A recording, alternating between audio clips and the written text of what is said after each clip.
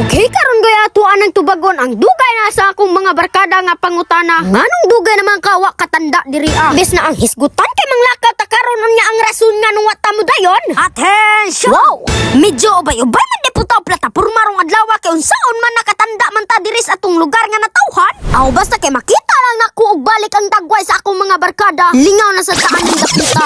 Aw basta kay ang tirada nato karon kay kining lube. Saruhay jud dita mga busog dire. Og kay nakatanda na malagi punta diri sa ako ang lugar nga natawhan. Kay kahibawsad ko nga lingaw sad ni sila ikauban. Di kay daming gumaron kaning lubi nato papakaon ug atuanin pabagdukon. Kay talag sa unang bayazon ni nga magkita-kita mi diri kay unsaon man busy man ta sa pag-eskwela. Matik atuan ni suliton para sila magmalingawon. Og inubanan sa ato ang biskwit nga pita dira Bear Brand og condense. Og matik gilunod dayon na nila dira kay para pod malami ng atong timplada. Og matik mao dinhi ang ato ang kauban sa atong pagpanglamaw karon. Klaruha pa sana dira kay basig masamad hinuon ka. Ari daw be, klaruha daw be.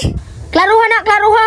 Atik atuwa dayon ang kuraw-kurawon dira para pon mulami ng atong timplada. Aw basta kay bisag asa magbinagtasay basta lang makakaon ani lamaw nga perting pagkabugnawa. Og lupa jud si dita karon kay unsaon maning watay kwarta tungod sa atong kapobrehon. Aw basta kay bawi ra ta og pabura na tas panahon. Matik atuwa na ning lampurnason karon kay murag nagkaanam-anam na sa kabugnawon. Aw basta kay maluya kub kumbate ra gapunta dira Asa naman ron si Wibi pagausa sa si Wibi.